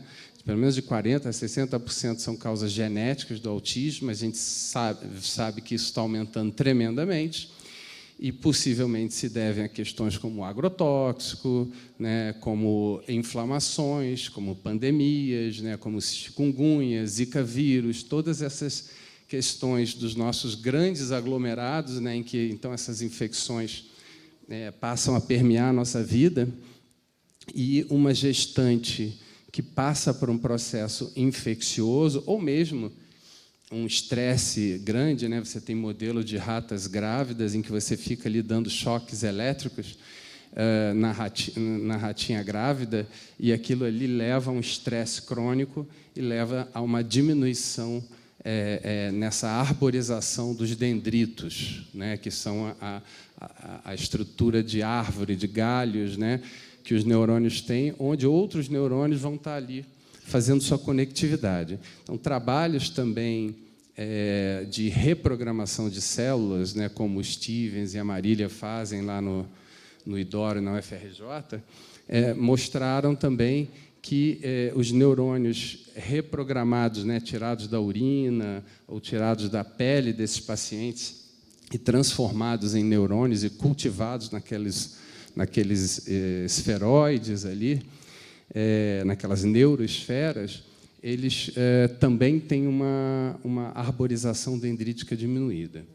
Então, em modelos experimentais de autismo, em que você usa desde modelos genéticos, como mutações na neuroligina 3, como mutação no X frágil, no gene do X frágil, que é uma causa típica de autismo, como no uso do ácido valproico, que seria a adição de um remédio que é anticonvulsivante, estabilizador do humor, durante a gestação, você causa interferência nesse sistema endocannabinoide. Então, você tem, por exemplo, da anandamida, redução da palmitoiletanolamida, da oleoiletanolamida. São 3 gorduras que são degradadas pela mesma enzima, a FA. Né? Então, por exemplo, no estudo conduzido pelo Adiara em 2018, e aí vamos falar que essa parte clínica, tudo isso que a gente está falando aqui, em termos clínicos, vem de 2018 para cá. É uma história ainda recente, mas que todos os dados estão sempre sendo assim, confirmadores, afirmativos de uma disfunção no sistema endocannabinoide, seja por um receptor canabinoide tipo 2, aquele que a gente falou que está em praticamente todas as células do sistema imunológico, né? Então, quando você tem uma baixa nesse receptor canabinoide tipo 2, ou uma baixa ativação por uma baixa dos endocannabinoides, você vai ter uma propensão à inflamação, o que é flagrante nas crianças com transtorno do espectro autista. Você tem aumento de interleucina 1-beta, interleucina 6, né? Aumento de fator de necrose tumoral alfa.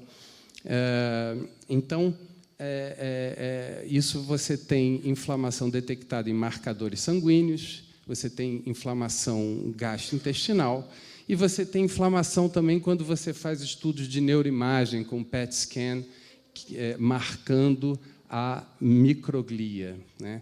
Então, a microglia ela está no estado ativado, inflamatório, em adultos jovens com transtorno do espectro autista que colaboraram para esse exame. né? Então, mostrando que há uma tendência persistente, por exemplo, no modelo do ácido valproico também há uma tendência persistente dessa alteração do sistema endocannabinoide, induzindo a neuroinflamação, que, por sua vez, que foi aquela pergunta que eu coloquei antes ali, está relacionada à neuroinflamação. É como se você tivesse aqui uma planta num terreno árido, um terreno que tem poucos fatores nutritivos, no caso, os tais fatores neurotróficos, né? Canabinoides como canabidiol, como a canabidivarina, como o THC, e também como outras gorduras, chamadas gorduras boas, né, como o ômega 3, no caso do óleo da linhaça dourada, estimulam os mesmos dois fatores, né, o BDNF e o NGF. Então, são coisas assim que têm se tornado bastante evidentes ao longo desses 4 anos, é que essa disfunção do sistema endocannabinoide explica essa alteração sensorial, né, que são, no caso, os receptores chamados Transient Receptor Potentials, né? Você tem o TR, Transient Receptor Potential Vanilloide tipo 1, 2, 3, 4, anquirina 1, melastatina. Então, esses receptores sensoriais, cujos canabinoides da planta vão atuar neles, né? Então, você vê uma resposta muito boa, por exemplo, do canabidiol, que ativa, mas esgota esses receptores. Então, é muito gratificante ver depois as famílias relatando assim: não, agora já não bota mais a mão, ele já consegue ficar num ambiente com outras crianças. E essa questão também da evolução cognitiva favorável. Então, eu sempre explico para os pais que existem mudanças que surgem a curto prazo, né, que é uma melhora, eventualmente, na ansiedade, uma melhora na qualidade do sono, uma melhora nessa questão da hipersensorialidade ou da seletividade alimentar, e uma outra que vai depender de um processo de desinflamação e de estímulo desses fatores neurotróficos. Então, isso é uma coisa que vai acontecendo, e aí você precisa, como você falou, de um tempo maior, né, de estudo, né?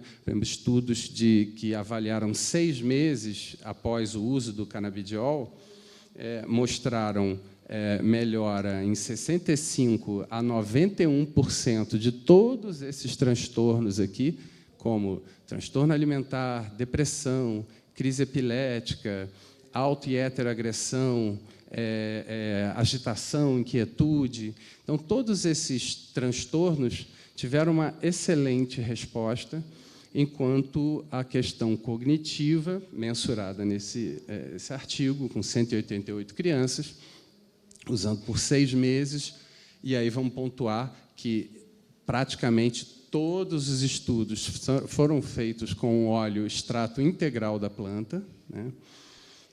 Então, em torno de 30% tiveram uma melhora da fala e melhora cognitiva. O que, nesse caso desse estudo, pode se dever à idade um pouco mais avançada. Então, isso é uma outra mensagem assim, crucial, que eu acho, que eu gostaria de deixar, é que é um transtorno do neurodesenvolvimento que você não vê malformações cerebrais graves. Você não vê lá, esse paciente tem uma displasia cortical, ele tem um cerebelo mal formado, nada. Os pesquisadores de neuroimagem se esforçavam para detectar ali uma alteraçãozinha volumétrica no corpo caloso, no cerebelo. Tem a tradicional achado na espectroscopia da ressonância, né?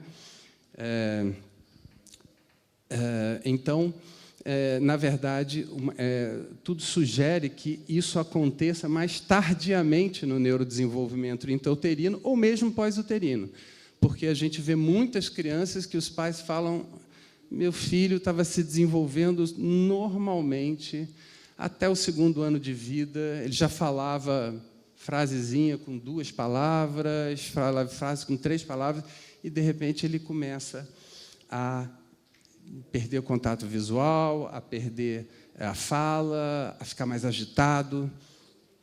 Então, então, a instituição precoce do tratamento, eu acho que é fundamental. Isso não foi abordado ainda claramente na literatura, e é o que a gente quer fazer agora, né? No estudo lá em Búzios e aqui no Rio de Janeiro, que é diferenciar, pegar crianças a partir de 2 anos, de 2 a 5 anos de idade e de 5 a 9 anos de idade. Estudar o metaboloma dessas crianças, estudar a farmacogenética dessas crianças, para entender o diferencial de resposta entre elas, estudar a inflamação, estudar os fatores neurotróficos, porque realmente a gente só vai conseguir saber. Claro, clinicamente a gente vai sempre estar podendo ver quem respondeu, quem não respondeu. Mas será que dá para responder um pouco melhor? Será que se eu aumentar aqui, será que se eu fizer aqui, o que eu posso fazer para melhorar essa história, né? Então, a gente precisa de mais marcadores e, sobretudo, na pesquisa, precisamos estudar essas coisas para entender o que a gente está fazendo ali. O THC, ele, como eu falei, tem um papel muito importante nessa estimulação dos 2 receptores. Mas, se a gente pegar pesado na dose, você vai ter uma criança que não vai saber dizer por que, mas vai ter um desconforto, vai ficar agitada, né?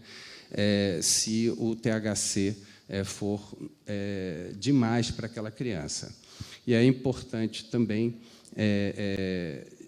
dizer que o canabidiol, além de todo o papel anti-inflamatório, ansiolítico, de melhorar a atenção, de estimular fator neurotrófico, ele também equilibra o uso do THC.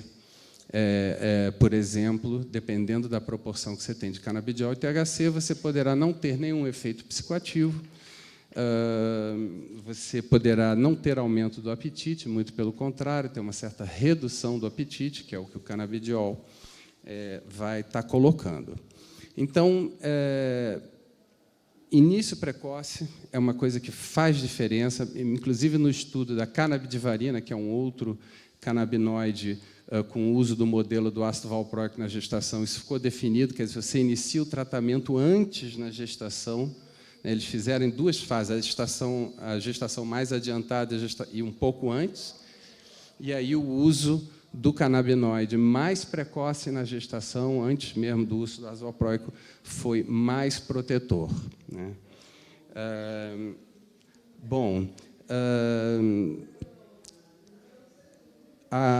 Em termos de novidade, a canabidivarina está despontando aí nas pesquisas, né? Tem estudos clínicos que estão aí em andamento para autismo, né, e para epilepsia.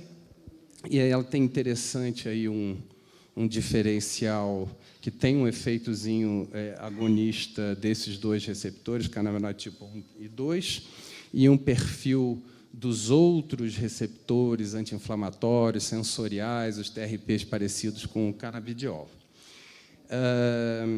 Outra coisa que eu gostaria de ressaltar exatamente é que outras coisas vão poder entrar aí, né? Por exemplo, um dos mecanismos importantes de atuação para a gente desinflamar essas crianças é a ativação do receptor canabinoide tipo 2. O canabidiol não faz isso, né?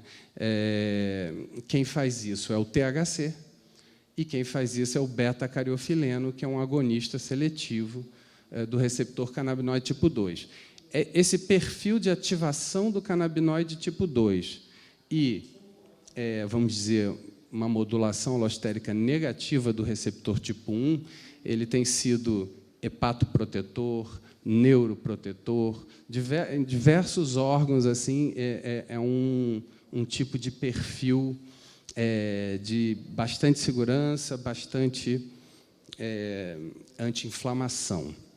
Então, nesse caso, pode-se acrescentar, por exemplo, um pouco, no caso do óleo da copaíba. Isso tudo teria que ser mais estudado, né? A gente vai fazendo isso, como se falou, empiricamente. Você usa o óleo, pode usar uma gota do óleo do copaíba, diluído e tal, para buscar aumentar ali aquela desinflamação, e não é só desinflamação, o receptor canabinoide tipo 2 também ajuda a diminuir a ansiedade, no sentido de precisar de menos THC. Vão ter pacientes que você adoraria aumentar o THC, um paciente com Alzheimer, com agressividade, um paciente com autismo, só que ele não está tolerando aquele THC. Então, você vai fazer o quê? Você tira o THC e faz o quê? Então, o faz o quê é exatamente colocar um óleo de copaíba, colocar o linalol da lavanda ou do ylang-ylang, chamar o Lucas para aromaterapia, porque é exatamente o que eu quero provocar aqui é o entendimento dessa matriz endocannabinoide e da matriz fitocannabinoide, mas que envolve outras plantas, que envolve alimentação, que envolve uma dieta de baixo índice glicêmico, uma dieta rica em gorduras boas, né? Que envolve prática de yoga, que envolve abraço, tudo isso está ativando o seu sistema endocannabinoide. Então, essa modulação ela vai da musicoterapia à dieta, a aqueles óleos que você está colocando ali. Bom, então, falando também do canabigerol, o canabigerol acrescenta mais um ponto aí, né? Ele é um potente anti-inflamatório, até onde tudo mostra bastante seguro, que tem um efeito sinérgico com o canabidiol no sentido da anti-inflamação e da analgesia, tem sido muito bem sucedido, né, nos tratamentos de dor crônica em geral, mas também, aí pegando assim, um gancho exatamente pela inovação que a APEP trouxe, né, como a genética, que o canabigerol, na verdade, o ácido canabigerólico, é o primeiro canabinoide a ser produzido ali na planta. Então, como ele não tem, a planta não tem, essa genética não tem as outras sintases para produzir ácido canabicromênico, tetraidrocannabinólico, canabidiólico, ele fica no ácido canabigerólico, a produção do canabigerol. Então, a partir dessa experiência, a gente começou a ter relatos de melhoras aí, em crianças do transtorno do espectro autista, provavelmente pelo incremento na inflamação, mas também o incremento na ansiólise. E ainda tem um outro fator interessante que eu queria mencionar para concluir, que ele tem um diferencial, que é um agonismo no receptor alfa-2 adrenérgico. Esse receptor é um receptor pré-sináptico, que, quando ativado, vai diminuir aquela reação adrenérgica, e isso é, por exemplo, já explorado clinicamente no caso da clonidina, da guanfacina, no sentido de tratar a hiperatividade, a insônia, né? Então, esse agonismo bem seletivo, ele pode contribuir nos casos, porque muitas vezes você trata a criança, é frequente, melhorou, doutor, está melhorando tanto, melhorou tanto o cognitivo, melhorou a fala, melhorou isso, melhorou aquilo, mas às vezes a hiperatividade não, né? Às vezes a estereotipia não, são coisas às vezes que são um pouco mais resistentes. Então, canabigerol pode ser um componente importante nessa matriz, mas ainda carece de estudos, inclusive de segurança ainda, embora tudo indica que seja seguro. Então, eu vou deixar agora o tempo para perguntas. Obrigado aí pela atenção. Olá, boa tarde. Eu sou médica e gostaria de saber... Eu sei que, na prática do dia a dia, a gente começa lento, a gente aumenta lento, as doses de derivados de cannabis, mas a gente teria uma média de miligrama, vamos dizer assim, para o CBD, para depois a gente modular com THC, caso a gente não tenha ainda um efeito desejado no caso do autismo? E qual seria essa média, assim como do THC depois, quando a gente vai modular?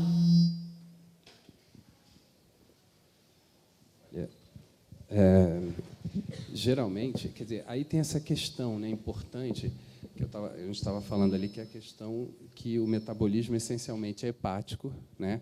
Inclusive, a gente tenta, quando possível, né, deixar uma absorção na mucosa oral para evitar o efeito de primeira passagem no fígado. E aí, aquela história da farmacogenética que a gente estava falando lá no início, exatamente, já existem testes genéticos que ajudam a dizer se a pessoa é um rápido metabolizador ou um metabolizador lento de CBD ou THC, né? Agora, a dose inicial, geralmente, é de 0,5 a 1 miligrama por quilo, né? Depende um pouco da sua urgência, né? Mas o ideal é você começar abaixo e, né? Então, de 0,5 a 1 miligrama por quilo é a dose do canabidiol. O THC, habitualmente, ele está ali 20 vezes mais baixo, né? E aí a dose procura-se evitar mais que 0,5 miligrama por quilo de THC, não passar disso. Em termos de relação canabidiol-THC, então, como eu falei, o mais comum é 20:1, mas tem o trabalho do Fleury, do Renato, que era 75, 80:1, né? Então, isso tem óleos aqui no Brasil de 100:1, 160, 80:1, tem... Então, assim, o mais padrão, mais testado foi esse 20:1, né?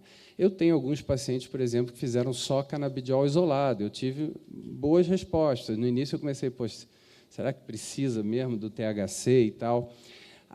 Para mim, ainda existe uma pergunta, o broad spectrum, né? O broad spectrum, que tem todos os canabinoides, flavonoides, terpenos, inclusive o beta-carofileno, né? Ele substituiria uma boa parte do THC. Eu acho que o THC em dose baixa é excelente, vai cumprir ali um belo papel.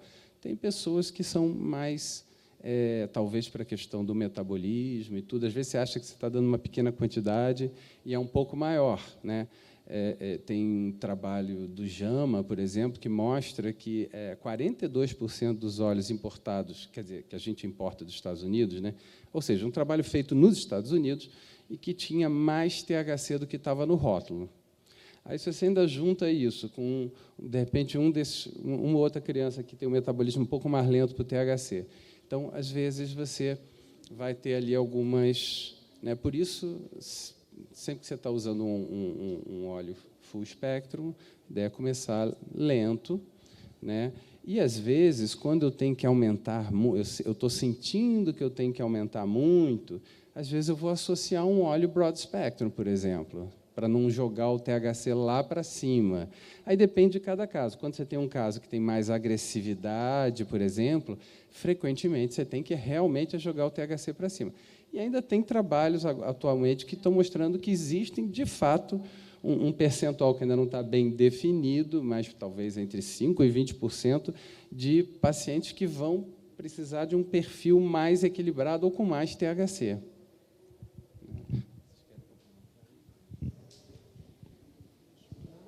Surgiu eu. Tem mais alguém? Acho que não tem mais nada para complementar dessa, não. Foi bem completo. Mas em outras mesas? Você já fez uma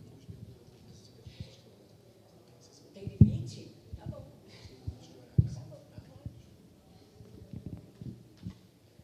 Então, primeiro, queria agradecer a mesa. É um prazer imenso ver 3 pessoas com diferentes formações falando sobre autismo e uso de cannabis medicinal.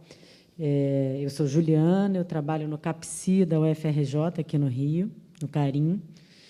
E eu fiquei muito feliz de ver o Pedro falando, porque eu acho que a gente vai conseguir avançar, Pedro, por incrível que pareça, pela atenção básica. Eu trabalho no Instituto de Psiquiatria da UFRJ, um lugar super conhecido, e a resistência a isso é impressionante, né? Sendo que, oficialmente, quem pode prescrever cannabis medicinal é psiquiatra, neurologista e neurocirurgião. Então, a gente vê muito preconceito com o uso de cannabis na psiquiatria, cannabis medicinal. A gente vai ter uma mesa agora só sobre isso, né? Mas a gente enfrenta muito preconceito. Então, assim, eu fico muito feliz de ver essa discussão pela atenção básica, e a minha pergunta, a minha questão, a minha provocação era para a gente pensar como é que a gente pode avançar pela clínica da família, né? Que eu acho que tem menos preconceito, até por um conhecimento mais generalizado, mais generalista, menos preconceituoso como o campo da psiquiatria, né? Infelizmente. Olha, eu acho que eu ainda trabalho numa clínica da família, eu trabalho em Santa Teresa, no Centro Municipal Hernani Agrícola, não sei se vocês conhecem, na frente do Bar do Gomes, bem na frente, um posto bem antigo, ele tem 90 anos de idade, e é um posto que tradicionalmente tinha e tem ainda uma farmácia de fitoterapia na unidade, ela está parada agora mais por falta de mão de obra por causa da pandemia, mas é um lugar que tradicionalmente produz fitoterápicos, que a população da volta está acostumada com essa logística, porque eu atendo idosos que fizeram puericultura lá, pessoas de 70 anos que nasceram e foram vacinadas lá nesse mesmo posto. Então, é uma população que está mais aberta a uma população com a cabeça um pouco mais progressista ali. Então, eu estou começando a tentar desenhar, isso junto com a APEP, uma forma da gente abrir um projeto piloto em que a APEP colabora com a comunidade do SUS. E aí, talvez o autismo fosse a condição de saúde escolhida para a gente, os médicos de família que atuam lá, a gente filtrar os graves, os mais graves, as que as famílias estão mais, né, deterioradas em função do agravo, para a APEP poder, eventualmente, doar óleo para essas pessoas. Eu estou falando de pessoas que passam fome, não tem a menor possibilidade de discutir isso com eles, que não seja uma medicação doada. É um piloto que a gente está pensando em fazer, mas, assim, eu acho que na atenção primária é onde a gente tem contato com o maior bolo de condições que podem ter algum uso útil de derivado da cannabis, porque a gente vê de tudo, né? Não tem restrição nenhuma. Então, eu vou acabar tendo contato com mais coisa do que um neurocirurgião, do que um subespecialista que está ali vendo aquela fatia um pouco mais restrita da prática. Assim. Então, eu acho que faz sentido começar pela atenção primária. Acho que é uma ferramenta mais potente na mão de médicos de família, eventualmente, do que de um subespecialista de uma outra coisa, não por nada, mas é porque a gente vê mais coisa.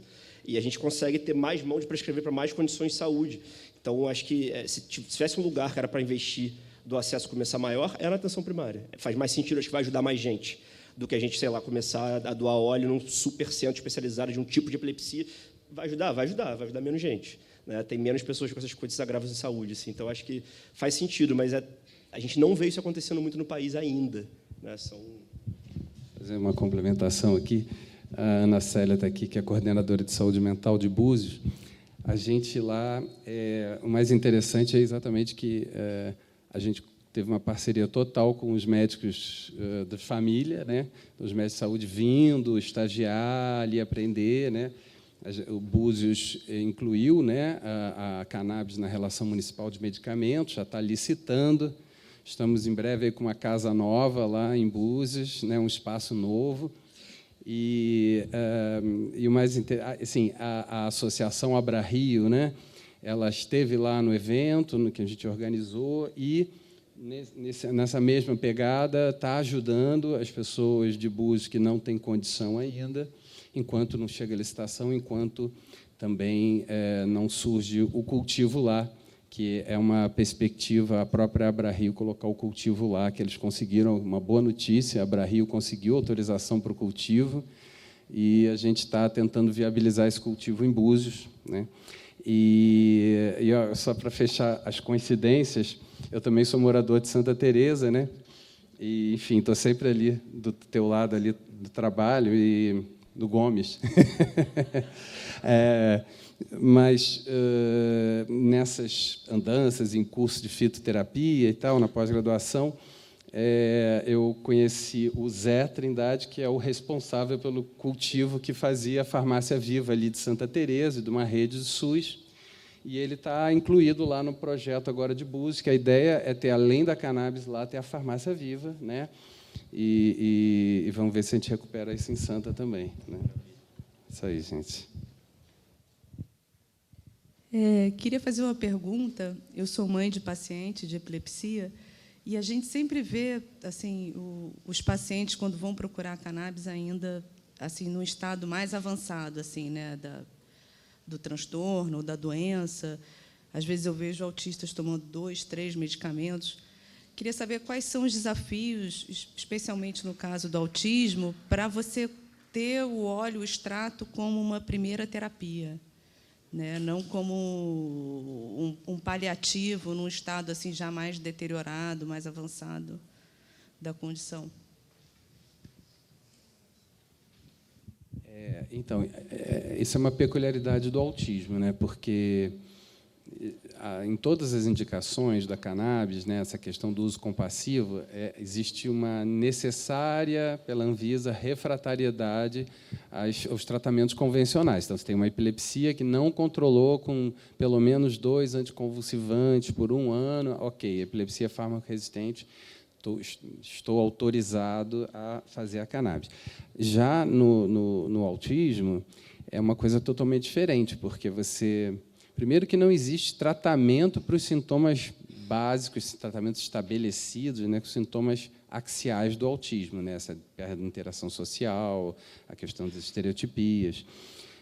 Então, você só poderia estabelecer esse conceito de refratariedade, bom, no caso de uma criança que tem agressividade, autoagressividade ou heteroagressividade, por exemplo, ou hiperatividade, que não responde com nada.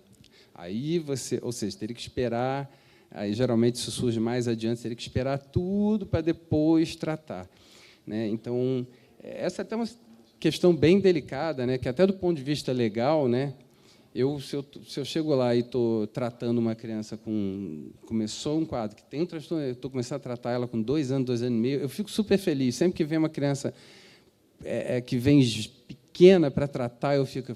Que bom que veio pequena, né? Que aí realmente você tem possibilidade de intervir e mudar o curso. A gente tem crianças que saem do transtorno de espectro autista.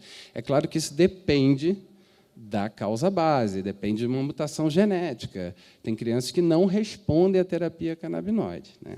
Agora, nessa questão da sequência de tratamento, eu acho que o autismo é uma coisa muito peculiar por ser um transtorno de neurodesenvolvimento e por não ter outra medicação que trate isso.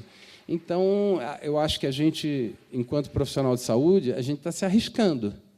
A gente está se arriscando. Eu estou me arriscando todos os dias prescrevendo para uma criança de 2 anos e pouco, porque não tem na literatura ainda suficiente respaldo para isso, ainda não é ainda considerado uma questão refratária. Então, se uma mãe amanhã vier, um pai vier me processar, eu estou meio assim em maus lençóis, mas continuo fazendo aquilo que eu acho que é o melhor para a criança, o mais ético, explico.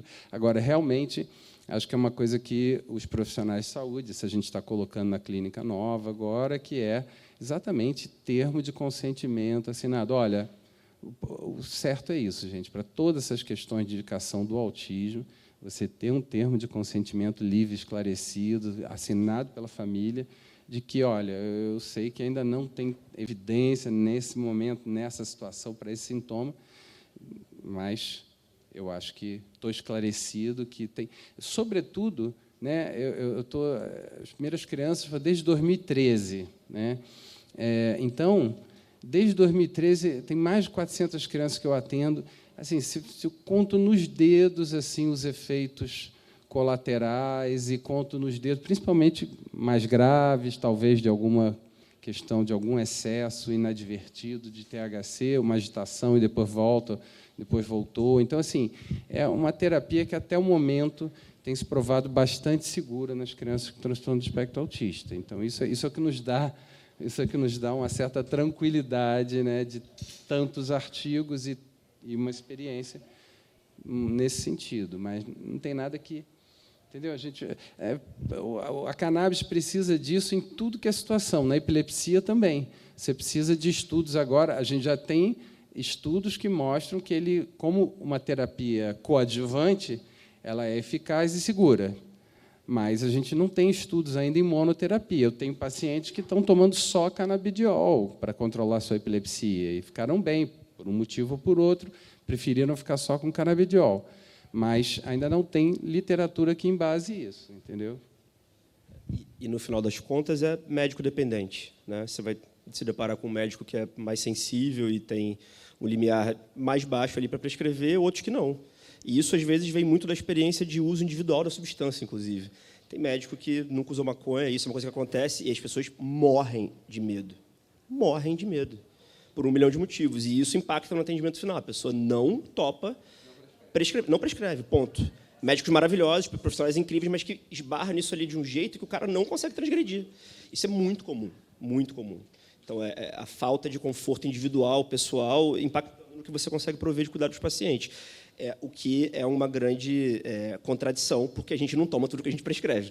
Imagina se a gente tomasse tudo que a gente prescreve, a gente estava morto, né? Então, no entanto, com outras medicações, as pessoas não têm essa barreira. Prescrevem coisas pesadíssimas e vida que segue. Mas aí, quando vai falar de THC, empaca a roda ali total, né? Então, isso é uma outra questão. Eu já tomei tudo isso que vocês prescrevem, junto, misturado.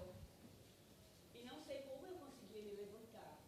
Eu sou autista, epilética, tenho um tumor. Eu queria falar sobre isso, mas nós não temos tempo. Tomo um remédio à base de THC, que a mesma produz. É alto o THC, tentei com CBD e não conseguiu controlar o meu quadro. Eu consegui escrever manuscritamente após os 24 anos. Aliás, eu consegui sair do analfabetismo funcional após os 24 anos. Eu passei a escrever manuscrito após o uso com cannabis, após o uso do THC. Eu vim contar essa história porque eu acho que é de extrema relevância, porque aqui tem profissionais médicos. Outra coisa que eu gostaria só de chamar a atenção é que assim, é importante que a gente inclua assim, esses pacientes, inclusive aqueles que têm um potencial, uma capacidade cognitiva para poder estar explicando o que é estar de um lado e do outro. É importante estar envolvendo essas pessoas, assim como também é importante estar envolvendo o profissional enfermeiro no cuidado. Nada sobre nós sem nós. Né? Obrigada. Eu sou Valéria Moura, enfermeira da Cannabis. Valéria Moura, a enfermeira da Cannabis. Eu queria agradecer em nome da PEP, Eduardo Faverê, Pedro Braga e Renato Malcher.